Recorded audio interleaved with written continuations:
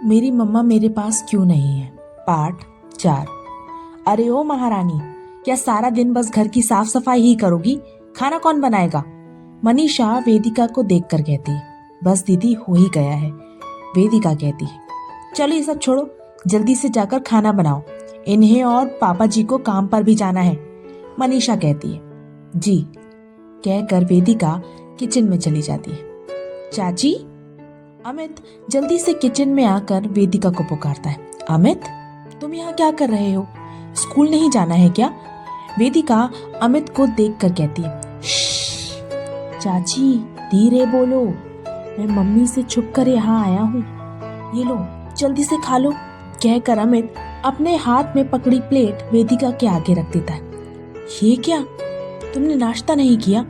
वेदिका अपने सामने रखी प्लेट में पराठे देखकर कहती है, किया है, इसमें 2 पराठे थे, एक मैंने खा लिया, एक आप खा लो।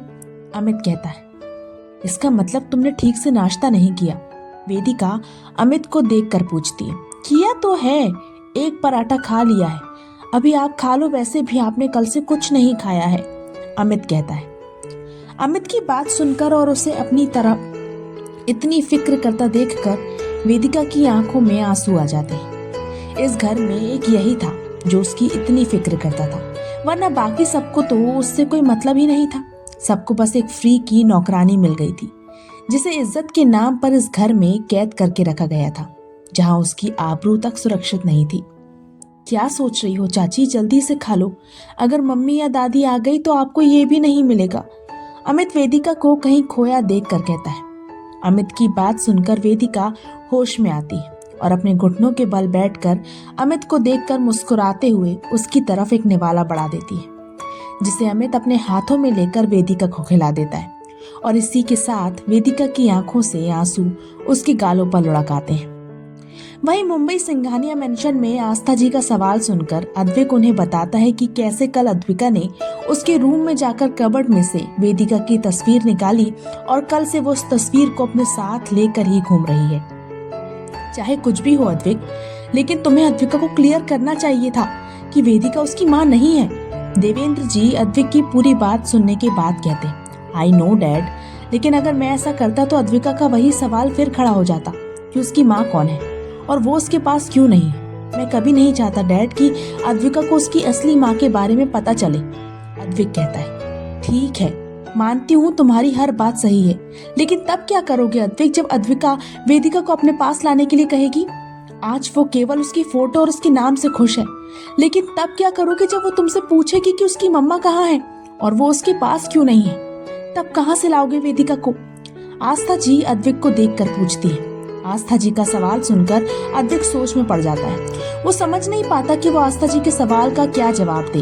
इससे पहले वो कुछ सोच पाता, ऊपर से अद्विका अपना स्कूल बैग लेकर आ जाती है। चले डैडी, लेट हो रहा है।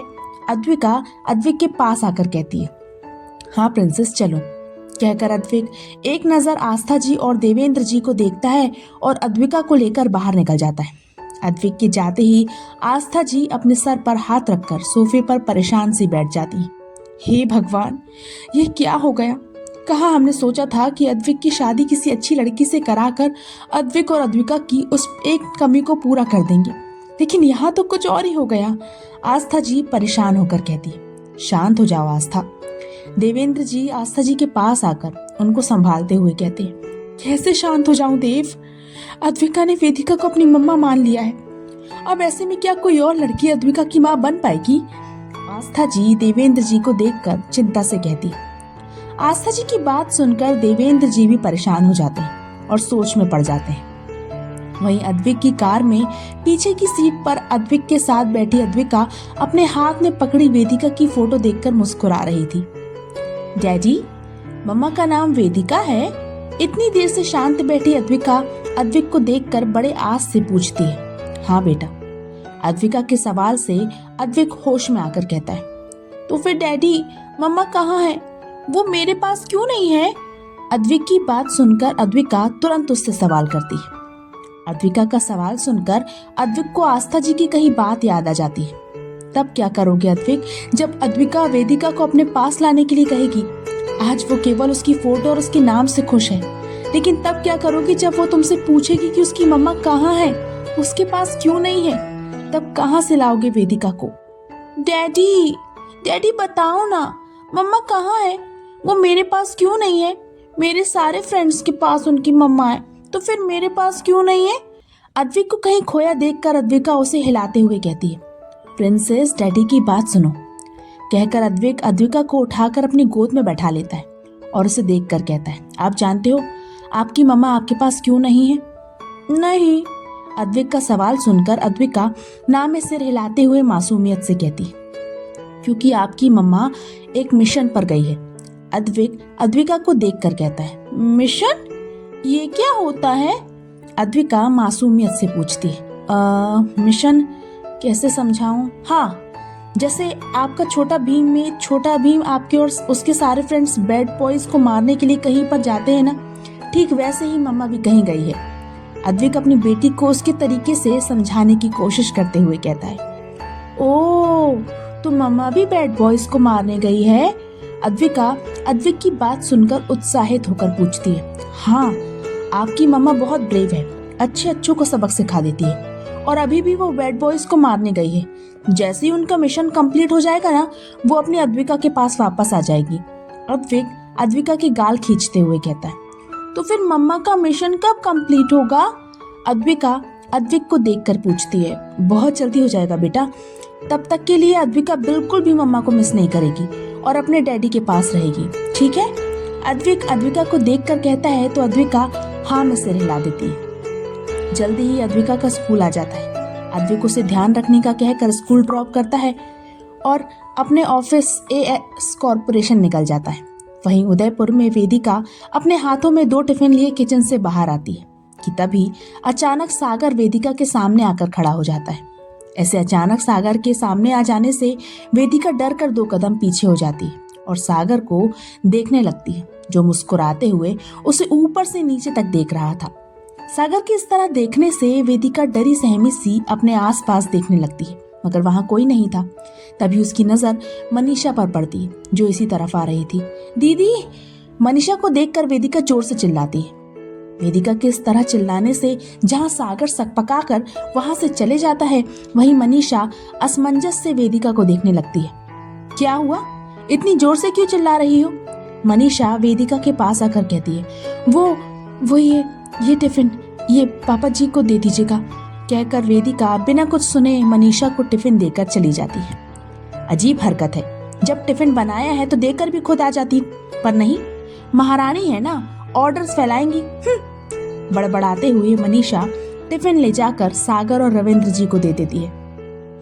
वहीं मुंबई में अद्विक की कार एएस कॉर्पोरेशन के बाहर आकर रुकती है। कार से अद्विक बाहर निकलता है।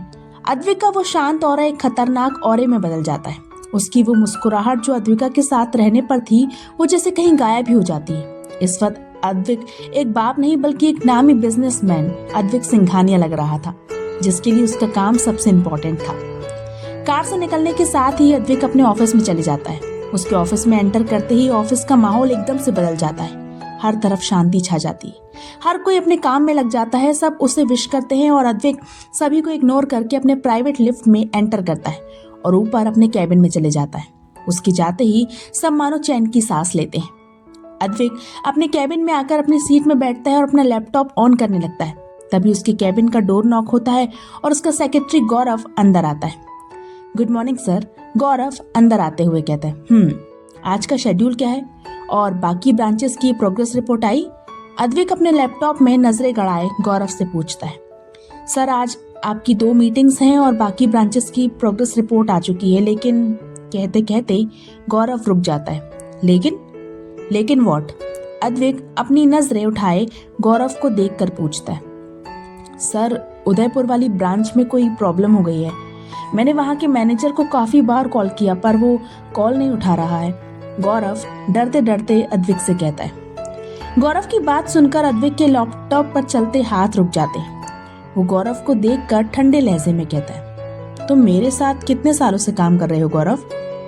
सर 5 सालों से। गौरव अद्विक का ठंडा लहजा सुनकर घबराते हुए कहता है, 5 सालों से? 5 सालों से तुम मेरे साथ काम कर रहे हो और तुम्हें ये नहीं पता कि इन सब मैटर को कैसे सुलझाया जाता है। अद्विक गौरव को घूरते हुए कहता है, सॉरी सर, पर मैंने बहुत बार कोशिश की मगर वो फोन नहीं उठा रहा है। गौरव अपना सर झुकाए कहता है, मैनेजर का नाम? अद्विक वापस अपने लैपटॉप में नजरें गड़ाए पूछता है, सर सागर कौशिक।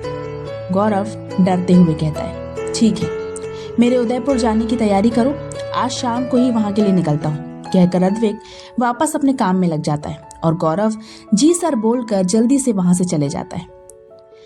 आखिर क्या मोड़ लेने वाली है ये कहानी? ये तो तय है कि उदयपुर जाने के बाद कुछ ना कुछ तो होगा, लेकिन क्या होगा जानने के लिए पढ़ते रहिए। आरज़ू तेरे प्यार की जारी है। तो आज का पाठ यहीं समाप्त होता है। मिलते हैं जल्दी अगले पाठ के साथ। उम्मीद है आप लोगों को ये स्टोरी पसंद आ रही होगी। तो सोचिए क्या होगा आखिर अद्विक के उदयपुर जाने पर? क्या वेदिका से उसकी मुलाकात होगी